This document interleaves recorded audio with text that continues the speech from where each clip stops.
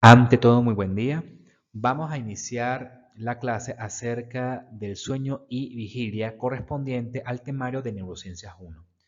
Tomar en cuenta que este tipo de temas son procesos que ocurren a nivel encefálico y que son complejos una vez que llega la información a través de los órganos sentidos y que este tipo de proceso ocurre de manera fisiológica y natural, ¿ok? A nivel encefálico.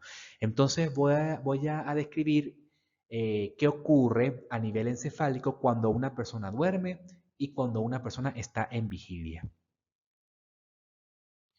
Entonces, la definición del sueño es un estado conductual periódico que se caracteriza por una disminución de la actividad motora y reducción del estado de conciencia, con la presencia de cierto grado de integración sensorial. Entonces, este tipo de fenómenos que ocurre cuando la persona duerme, sí, llama la atención varias características. Por ejemplo, que es un estado conductual periódico. Quiere decir que ocurre digamos, en cierto tipo de tiempo aparece una y otra vez la misma conducta o el mismo fenómeno. ¿Sí? Que hay una disminución de la actividad motora. Se refiere a la actividad motora del músculo, de los músculos del cuello hacia abajo. Específicamente los músculos esqueléticos que hemos visto en las clases anteriores de cuando se activan, ¿ok? O cuando aparece su actividad se relaciona a la contracción muscular, ¿ok? Por ejemplo, cuando se contrae el bíceps braquial, el tríceps, el cuádriceps femoral, se refiere a la actividad motora. Y también hay una reducción del estado de conciencia, ¿ok? La persona entra en un estado de somnolencia hasta entrar al estado profundo del sueño, pero con la salvedad de que una vez que se estimule a nivel ambiental a la persona de diferentes maneras, pues llega de nuevo al estado de conciencia en vigilia. ¿Cuáles son las características cuando una persona duerme? Hay una disminución de la actividad motora, hay una disminución de la respuesta a la estimulación hasta cierto punto. ¿Sí? A medida que la persona va disminuyendo, ¿sí?, su estado de conciencia, entonces tiene que haber estímulos más fuertes para que esa persona logre despertar. Eso lo veremos más adelante. Produce posturas estereotipadas y puede ser reversible fácilmente. ¿Qué quiere decir? Que una vez que se estimule desde el punto de vista auditivo o táctil, la persona recobra o, digamos, vuelve a su estado de conciencia normal en vigilia. Ahora bien, si la persona está dormida profundamente, pero al estimular no recupera el nivel de conciencia, entonces no estamos ante la presencia de un estado de sueño normal, sino que entraría a otra definición cuando hay alteración del nivel de conciencia que representa el coma. ¿Qué ocurre? Normalmente cuando dormimos, la persona cambia de posición en cierto tiempo, ya que esa es una respuesta normal cuando una persona duerme. Existen lo que se llaman microdespertares. Y eso ocurre porque si la persona mantiene la misma postura por largo tiempo, entonces la piel va a comenzar a producir, digamos, algún tipo de alteración del tejido, incluyendo o puede llegar al extremo de producir muerte celular y necrosis, y que necesariamente tiene que haber cambio de postura para que la piel se pueda de alguna manera circular la sangre de manera natural o adecuada. Entonces, por esa razón, durante el sueño tiene que haber cambio de posturas de un lado para otro para así poder, digamos, tener buena circulación en la piel y en las articulaciones. ¿Ok? Es un estado de defensa eh, del cuerpo cuando la persona duerme. Claro está, cuando ocurre estos micro despertares, la persona no recuerda porque probablemente su nivel de conciencia o su estado de conciencia está disminuida, el cual filtra información y por esa razón cuando se despierta no recuerda el cambio de posición de la persona mientras duerme. ¿Cuál es el estudio ideal y principal para poder estudiar los niveles o los estadios por el cual una persona atraviesa durante el sueño es la polisomnografía. ¿Qué ocurre? La polisomnografía es un estudio que se realiza, ¿verdad?, en una persona para estudiar el estado de vigilia y sueño y registra varias actividades eléctricas y varias funciones fisiológicas en relación a los estadios del sueño. Se estudia mediante la actividad eléctrica del cerebro, la actividad eléctrica cuando se mueven los ojos y la actividad eléctrica muscular para evidenciar el estadio del sueño en relación a la actividad eléctrica del cerebro, los movimientos oculares y la actividad eléctrica del músculo si está activado o está relajado. ¿Ok? Entonces, en base a ello podemos clasificar, ¿sí?, desde el punto de vista eléctrico, cerebral, ocular y muscular, en qué estadio del sueño estamos estudiando. Les adelanto que existen 5 fases del sueño, de los cuales los primeros 4 fases del sueño corresponde al sueño no REM y la quinta fase representa al sueño REM. REM en inglés representa Rapid Eye Move, que significa movimientos oculares rápidos. Entonces podemos diferenciar el sueño no REM y REM en base a los movimientos de la musculatura de los ojos, ¿sí? Y también podemos saber en qué fase del sueño está cuando hay relajación de los músculos corporales o no.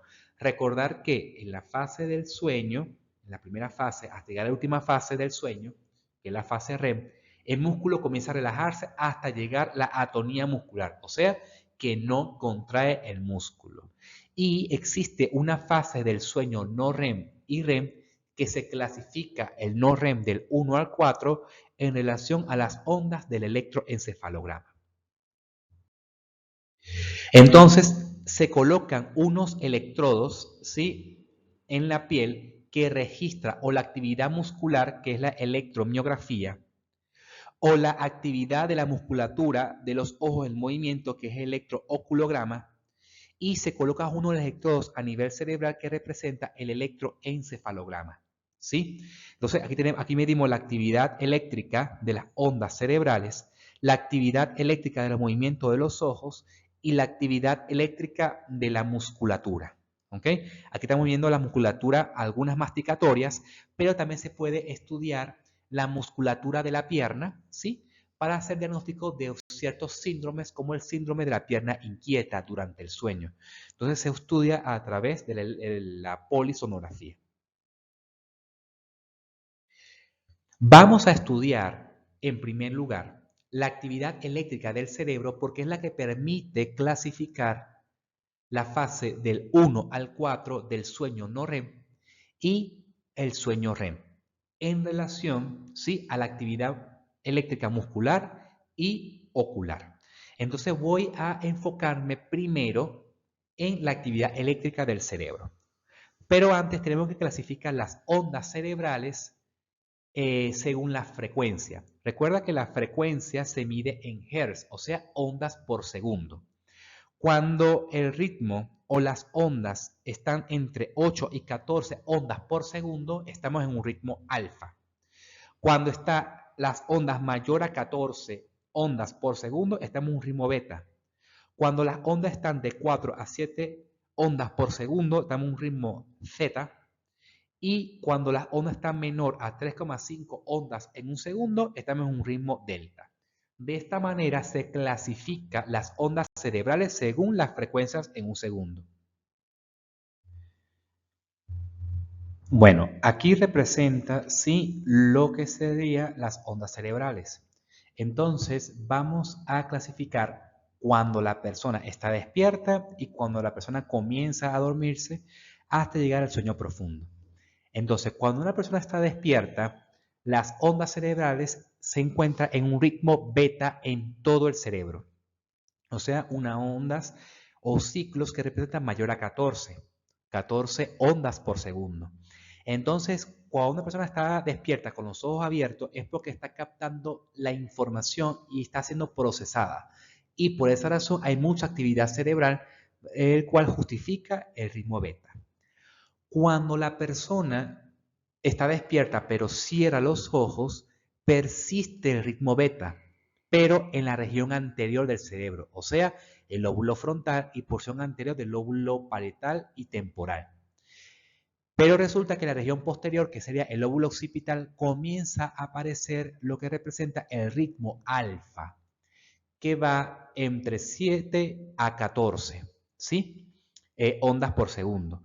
Entonces, esa cantidad de ondas están en la región posterior del cerebro, ¿sí?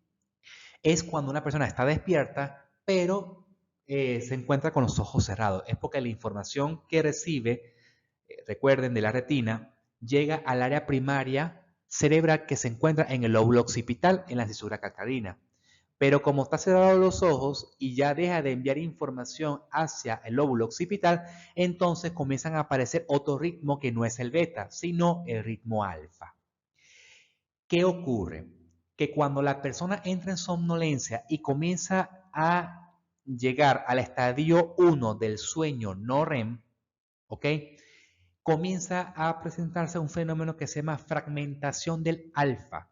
Eso quiere decir de que ya no aparece el ritmo alfa, ¿sí?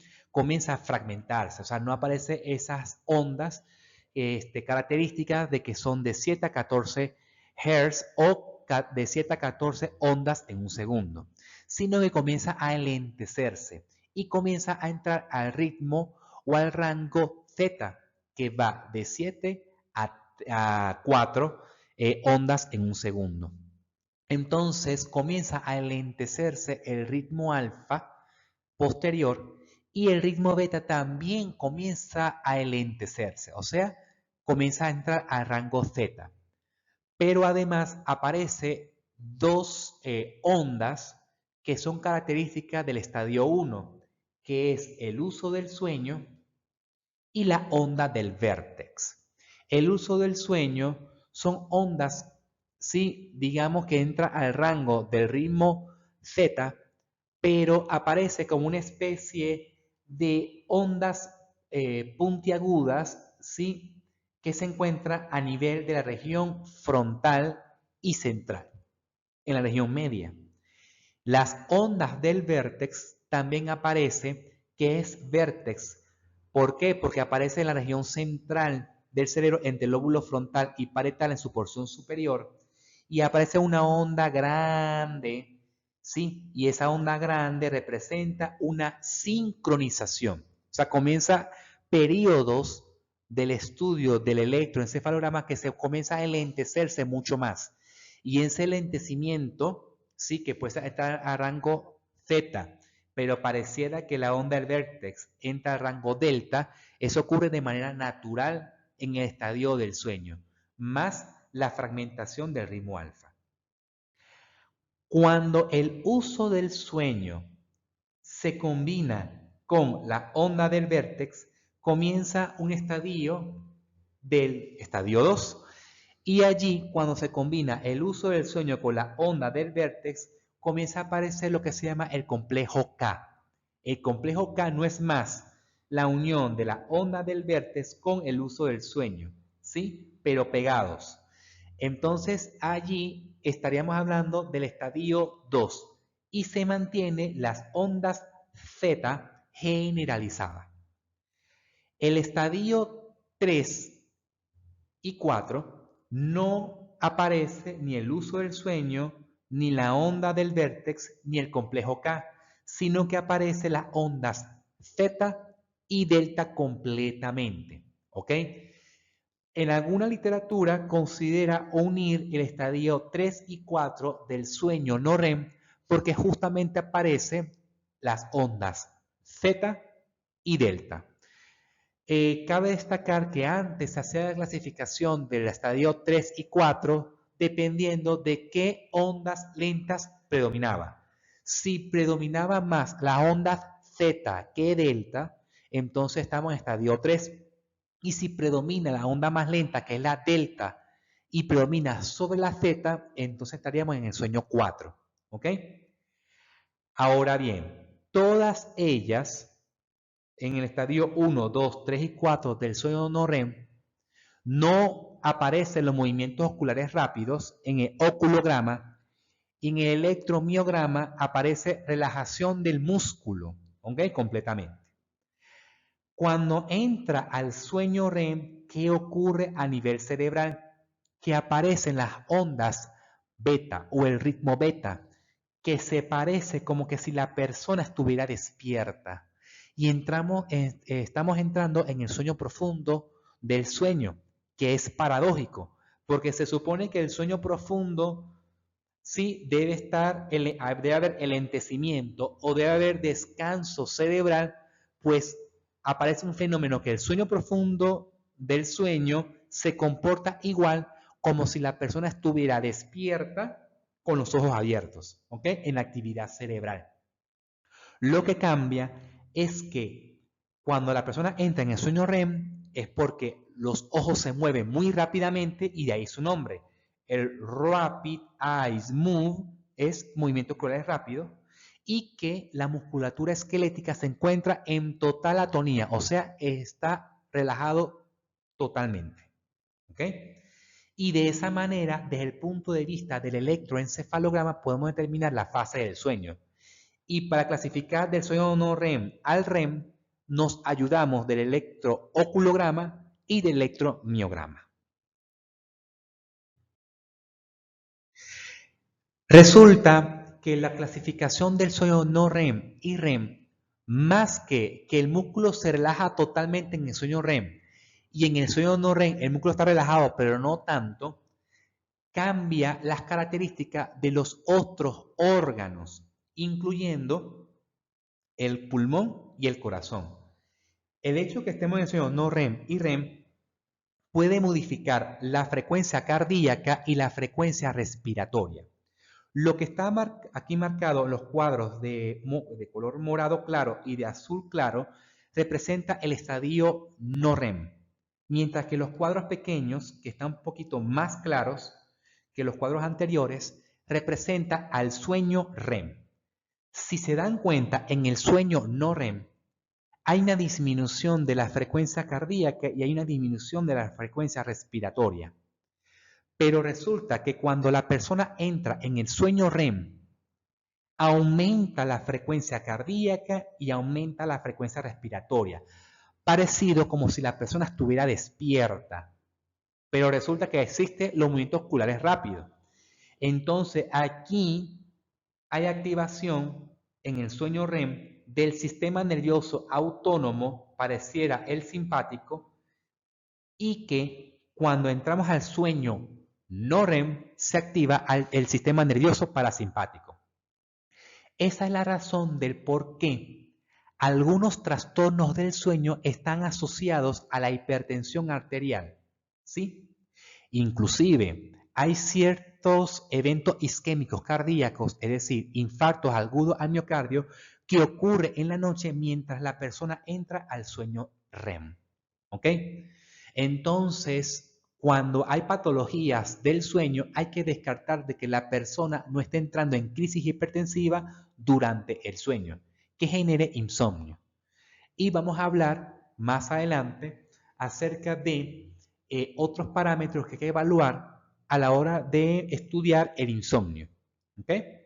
Más que todo el insomnio de conciliación y de mantenimiento. Este sería una persona que no mantiene el sueño, que se despierta en las madrugadas. Puede ser porque estemos en presencia de una crisis hipertensiva, por ejemplo. Resulta que el flujo sanguíneo cerebral, o sea, la sangre que circula por el cerebro cambia si estamos en el sueño no REM y REM. Resulta que el flujo sanguíneo cerebral está disminuido en la fase 4 y en la fase 3, 2 y 1. Pero el flujo sanguíneo cerebral aumenta cuando estamos en la fase de sueño REM, que es casi parecido cuando la persona está despierta. O sea, que el sueño REM y la persona que está despierta, como aparecen las ondas beta, entonces hay mayor procesamiento cerebral. Entonces tiene que haber mayor flujo sanguíneo cerebral para aporte de nutrientes, oxígeno y poder expulsar o liberar el dióxido de carbono. ¿Sí? Ya descrito su función en el primer parcial de Neurociencias 1. Entonces, si se dan cuenta acá, entonces el sueño REM, paradójicamente, a pesar de estar en un sueño profundo, hay mayor flujo sanguíneo cerebral. Y hay ciertos tipos de ACV que ocurre durante el sueño. Y eso es porque ahí existe un aumento de la demanda de oxígeno cerebral atribuido a la actividad funcional encefálica por el consumo de oxígeno. Resulta que nosotros somos seres homeotermos. ¿Qué quiere decir? Que a pesar de que la temperatura ambiental puede estar frío o en una temperatura cálida, nosotros mantenemos la misma temperatura, que sería 37,5 grados centígrados, nuestra temperatura corporal. No importa si la temperatura ambiental cambia, ¿ok? Nosotros tenemos nuestra temperatura corporal y eso es mediado por el hipotálamo. Recuerda que el hipotálamo se encuentra como centro de la supervivencia y eso ocurre también con nuestra temperatura. Resulta que cuando estamos en el sueño no REM, nosotros no modificamos la temperatura corporal en relación al ambiente. ¿Entendido? Mantenemos los mismos 37,5 grados centígrados. Pero cuando entramos al sueño REM, ¿qué ocurre? Nos volvemos como seres poiquilotermos, parecido a de las serpientes o a los reptiles. ¿Qué ocurre? Que los reptiles dependen de la temperatura ambiental para modificar su temperatura corporal.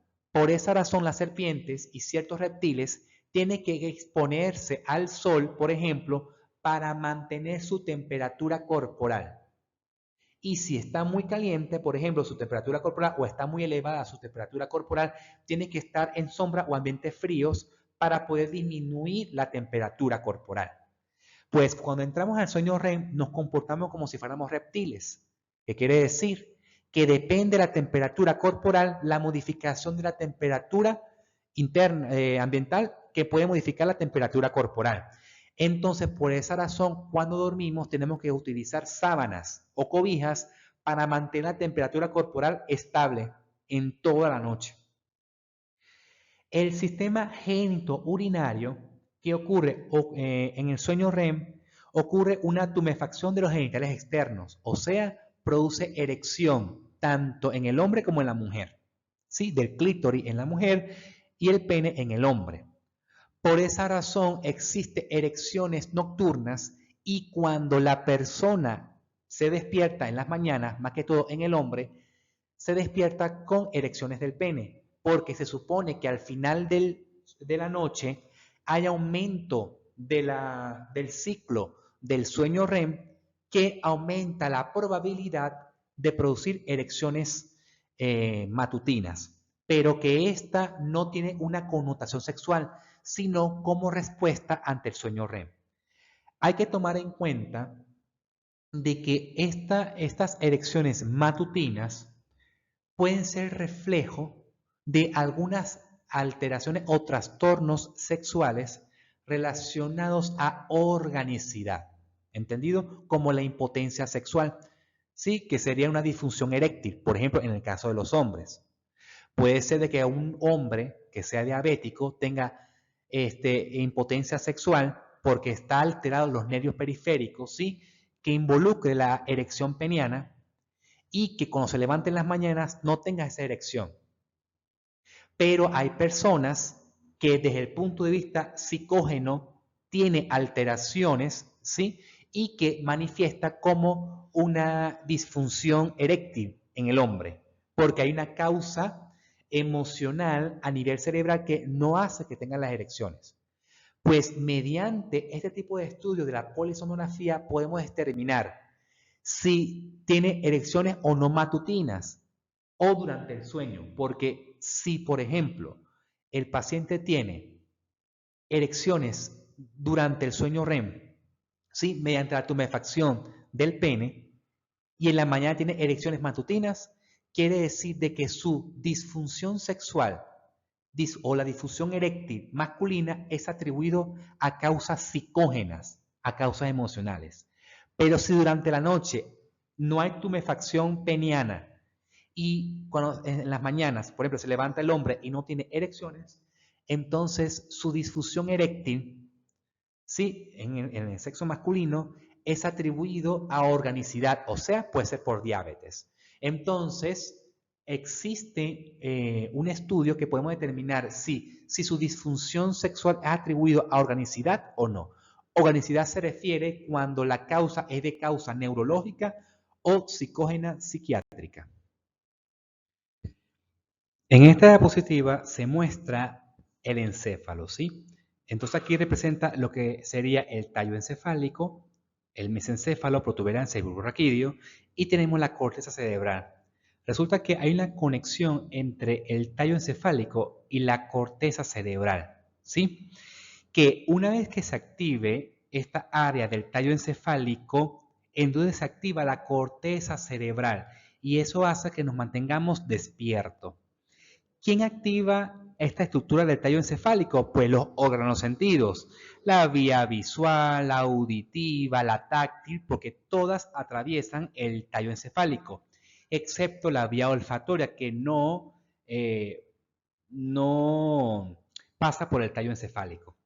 Entonces, una vez que llega la información lumínica o auditiva o táctil, activa esta zona del tallo encefálico y esta información se le envía a toda la corteza cerebral para despertarnos, ¿sí? Y esa es la relación que hay entre la activación de los órganos sentidos para que nos mantengamos despiertos de alguna manera. Entonces, existe acá la estructura que se encuentra en el tallo encefálico que se llama el sistema reticular. ¿Por qué se llama sistema reticular? Porque hay un conjunto de células que están distribuidas en todo el tallo encefálico en forma de malla, de retículos, ¿sí? Que está en todo el tallo encefálico y que ese sistema reticular, una vez que capta la información de los órganos de los sentidos, viaja hacia la corteza, directamente o mediante haciendo escala con el tálamo, que de alguna manera también participa en que la persona se mantenga despierta.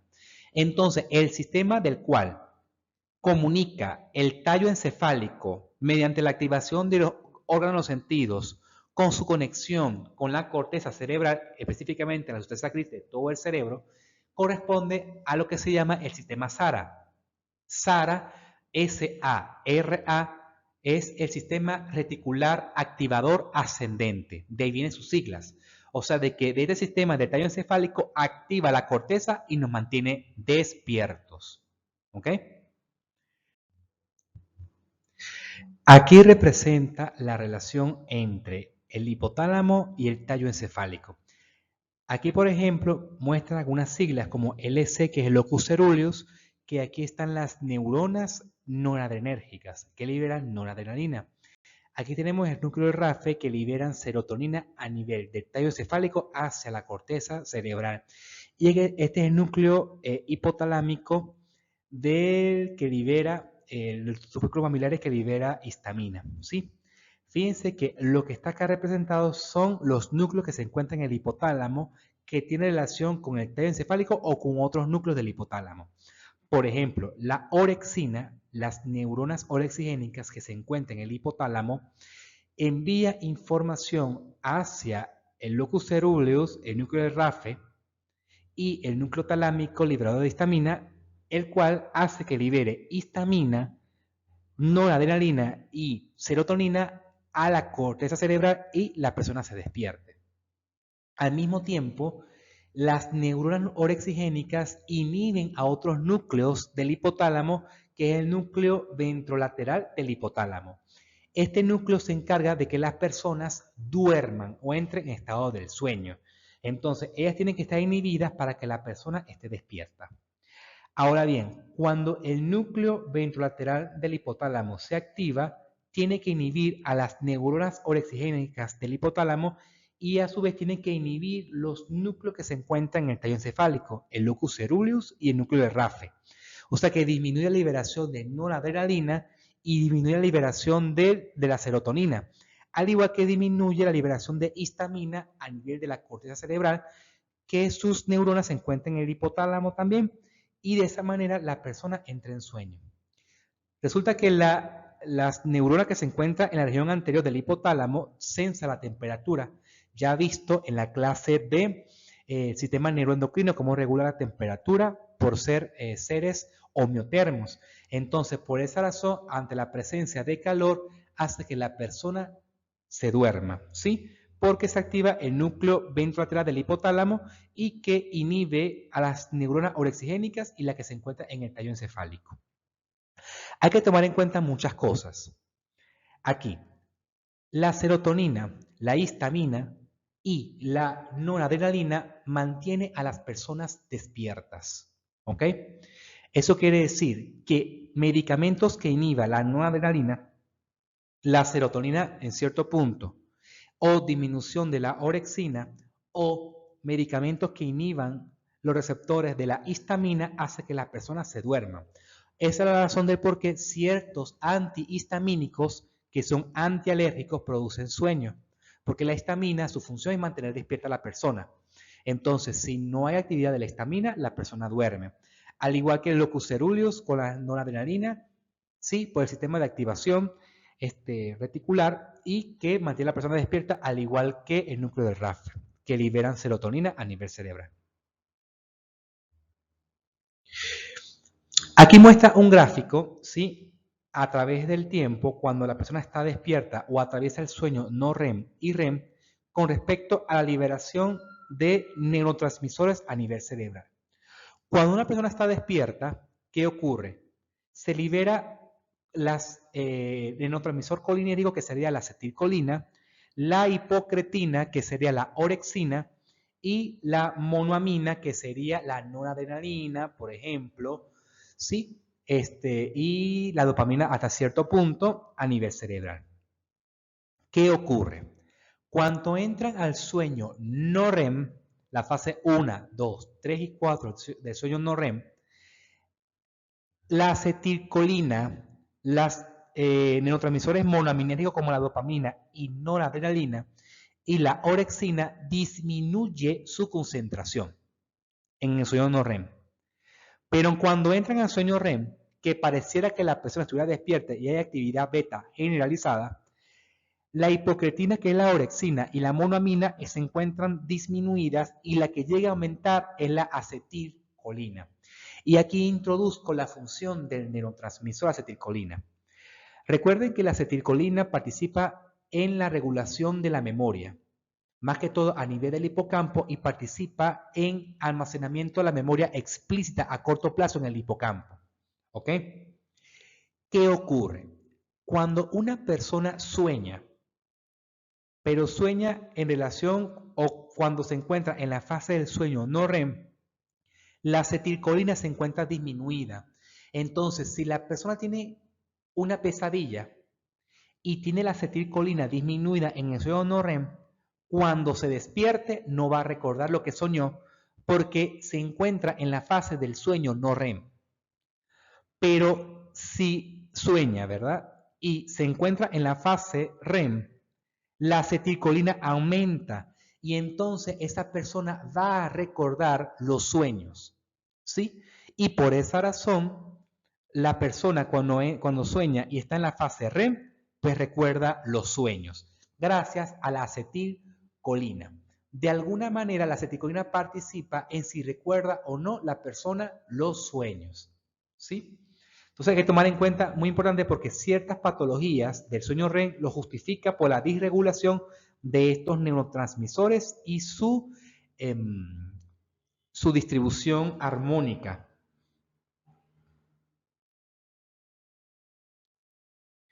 Aquí muestra, sí, que esas son las horas del sueño, que van que se establecen por horas. La primera hora, la segunda hora, hasta llegar a la séptima hora, llegando a la octava hora, que es lo reglamentario en el sueño normal en promedio, que dura 8 horas. Y aquí tenemos, en el eje de la Y, tenemos aquí la fase del sueño despierto y la fase del sueño 1, 2, 3 y 4 no REM. Fíjense que al principio del sueño, en el primer ciclo, la fase del sueño REM dura corto tiempo, dura minutos. Pero a medida que va pasando la noche y a medida que va pasando el sueño REM o la fase REM va a aumentar la temporalidad hasta llegar a un punto en el cual la persona se despierte. Y aquí introduzco la relación entre cuando una persona recupera su conciencia ante estímulos, bien sea auditivo, si lo llaman por su nombre, visual, ante la luz, táctil, para despertar a la persona. Resulta que la característica para despertar a una persona con facilidad en el sueño REM, la característica es que tiene que durar mucho en el tiempo. Si yo trato de estimular acá al principio en el sueño REM, la persona no va a despertar. ¿Por qué? Porque el sueño REM está durando corto tiempo y apenas salió de la fase 4 del sueño no REM. Pero ¿qué ocurre acá al final de la noche, llegando en la mañana? Que como el sueño o la fase REM está más prolongada, entonces da chance de que al estimular en esta fase a la persona, bien sea por vía auditiva, visual o táctil, la persona se despierte. Y este fenómeno ocurre al final de la noche, principio de la mañana. ¿Ok? Fíjense que en las fases del sueño profundo alcanza al principio de la noche, pero la fase 4, 3, 4 no alcanza al final de la noche. Y por esa razón las personas se despiertan. Ahora bien, entonces el sueño REM al estimularse del punto de vista de los órganos sentidos se despierta, va a depender en dónde se encuentre y la durabilidad. Al principio de la noche no, porque la durabilidad es corta del sueño REM, pero al final de la noche, inicio de la mañana sí, porque la durabilidad del REM está mayor. El otro punto es, si al estimular el sueño REM aquí, ante estímulos superficiales como el del auditivo, visual y táctil, se despierta, ¿eso ocurre igual en las fases 3 y 4 del sueño no REM? No. Porque como aquí en las fases 3 y 4 del sueño no REM hay el lentecimiento cerebral fisiológico, entonces, ¿qué ocurre? Al estimular en la fase 3 y 4 del sueño no REM mediante estímulos táctiles, a este estímulo visual o auditivo, la persona no se va a despertar con facilidad. Requiere de un estímulo más intenso para poder despertar a la persona en relación al sueño REM o en relación al sueño 1 y 2 del sueño no REM. Por esa razón hay ciertas personas que al estimular no despierta tan fácilmente, porque caen en sueño entre comillas profundo, pero eso es porque está en la fase de sueño del 3 y 4 no REM, que hace que al estímulo sensitivo o sensorial leve no sea suficiente, tienen que estimular un poquito más. Mientras que en la fase REM larga o en la fase 1 y 2 del sueño no REM, ante estímulos leves, la persona se despierta. Conclusión, depende de la fase del sueño no REM. Y depende de la durabilidad del sueño REM, hay personas que se despiertan más fáciles que otras, pero en estado fisiológico ocurre de esta manera. Y que si hay una disregulación en durabilidad del sueño no REM o del sueño REM, entonces ocurre patologías o enfermedades. Fíjense que a medida que van pasando en edad, ¿sí? En los niños, llegando al adulto, al anciano, fíjense que el sueño aumenta, no REM y REM. Pero a medida que va pasando en la edad, el sueño REM y el no REM va disminuyendo, pero a expensas del sueño REM. Entonces, la calidad del sueño REM, a medida que va pasando los años, va a disminuir. ¿Sí? Y esto es muy importante, ¿por qué? Porque al final de la clase vamos a especificar ciertas funciones del sueño y para qué funciona el sueño o por qué soñamos.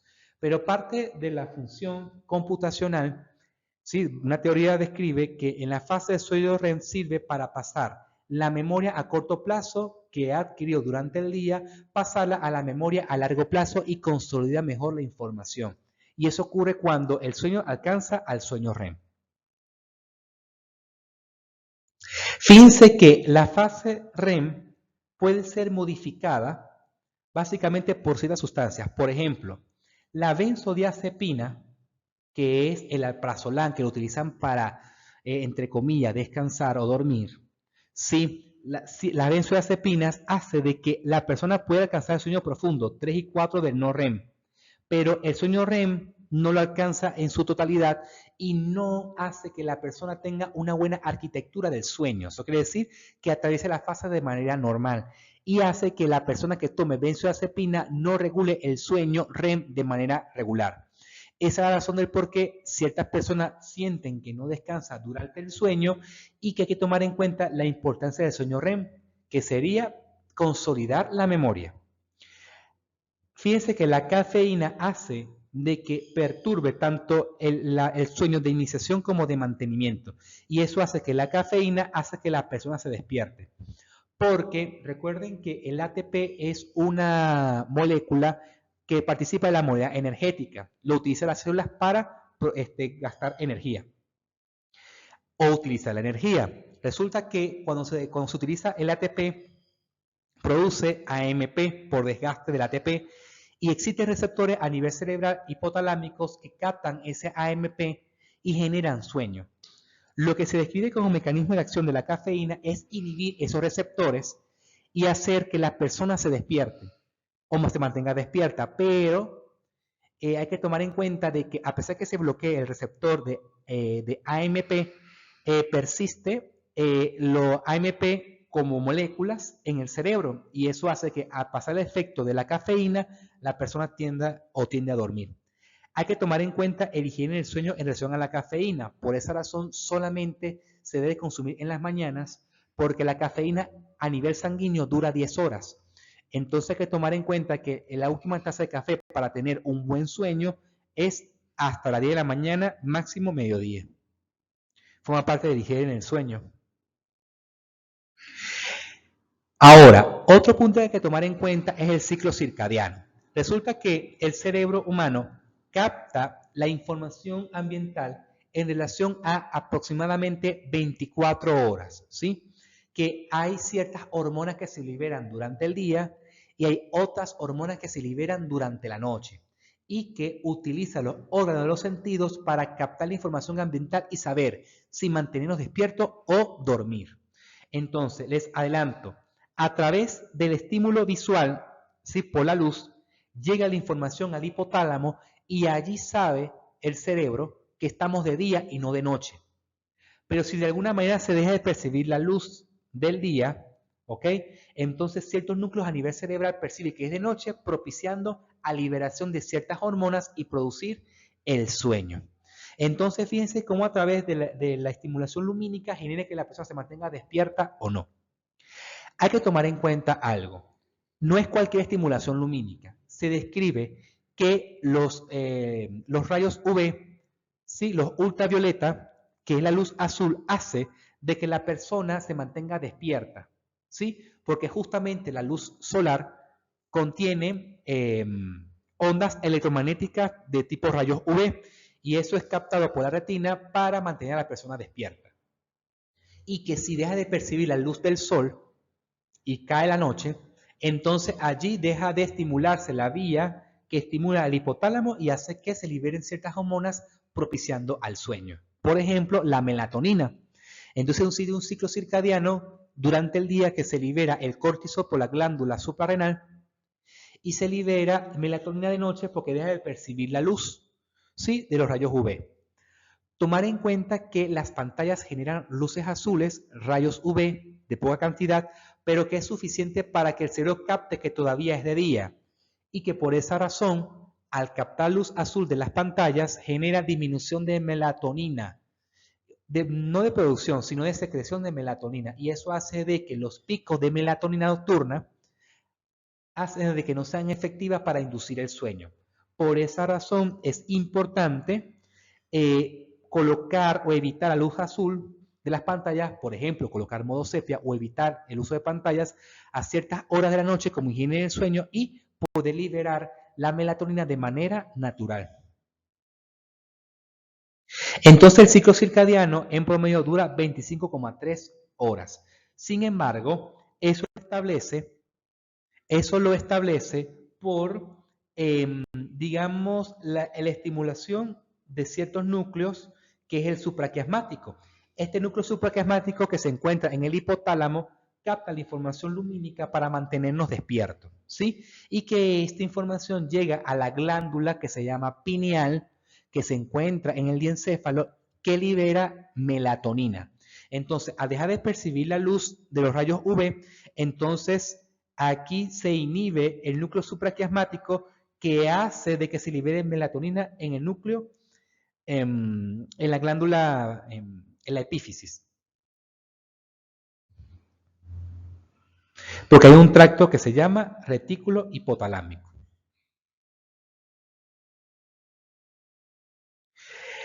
Resulta que ciertas proteínas que se encuentran a nivel nucleocelular en las neuronas que se encuentran en el hipotálamo, fíjense que existe una producción de una proteína, pero esa proteína justamente tiene una vida media de 24 horas, lo mismo que dura un ciclo circadiano.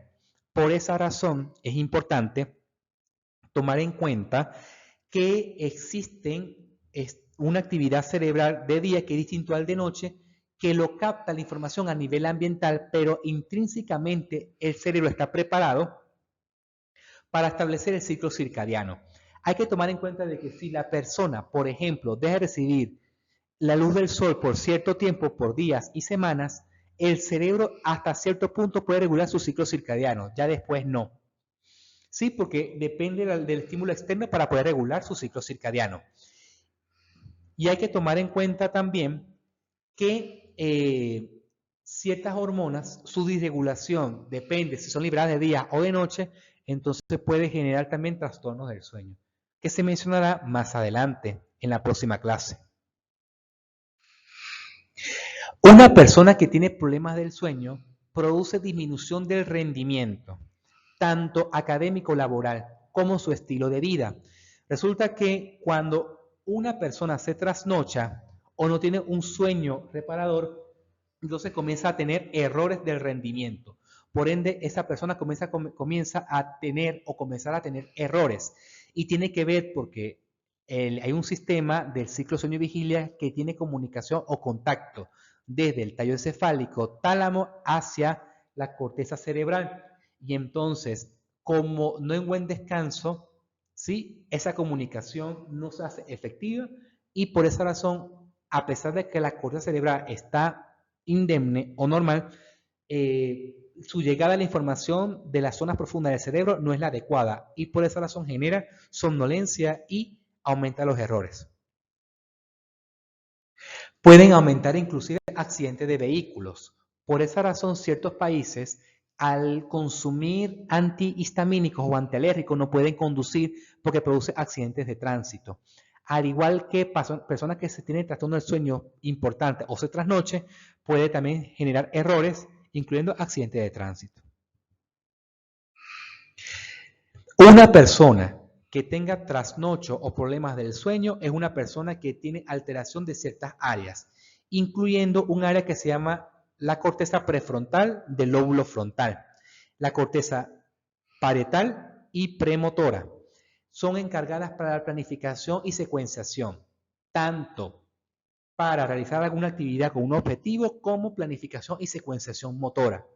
Resulta que una persona que se trasnocha o una persona que no tiene un sueño reparador tiene dificultades para planificar y secuenciar o llevar el hilo de la secuenciación para cumplir una función, una meta u objetivo. Entonces, por esa razón, una persona que no tiene una buena calidad del sueño comete errores porque no tiene adecuado el sistema de planificación y secuenciación. Entonces, ¿por qué se dan los sueños? Existen varias teorías por el cual se generan las ensoñaciones o los sueños. Según Freud, los deseos son reprimidos de nuestro inconsciente, o sea, del tallo encefálico y del sistema núcleo de la base y diencéfalo. Entonces, lo que describe Freud es que el sueño es una expresión o una manifestación del inconsciente. Hay otra teoría de la activación síntesis que no tiene ningún significado, que se estimulan las células cerebrales al azar y el cerebro intenta darle sentido a la estimulación al azar. Hay que tomar en cuenta algo. Cuando una persona sueña y recuerda los sueños, se sabe que está en el sueño REM. Pero resulta que lo que se recuerda del sueño es lo que se ve en primer lugar y lo que se oye. Entonces hay una activación en el sueño REM, activación del lóbulo occipital por la activación de la percepción visual o del lóbulo temporal por la percepción de la vía auditiva en relación al sistema límbico, que le da la connotación a los sueños. Entonces, se puede estimular al azar, está en el sueño REM por el aumento de la acetilcolina, y se activa el lóbulo occipital y el lóbulo temporal. Y esa es la razón del por qué la persona recuerda los sueños, lo que se dijo o lo que se vio, ¿sí? A nivel de los sueños. Pero según esta teoría se establece al azar. La teoría computacional se refiere al área cognitiva de la memoria, que las ideas se almacenan de un sitio de corto plazo a un sitio de largo plazo. Sitio, me hablo de áreas cerebrales. Existe también una teoría de la represión que dice que los sistemas de neurotransmisión descartan y los neurotransmisores son guardados y depositados, y que los sistemas no usados son activados en el sueño REM.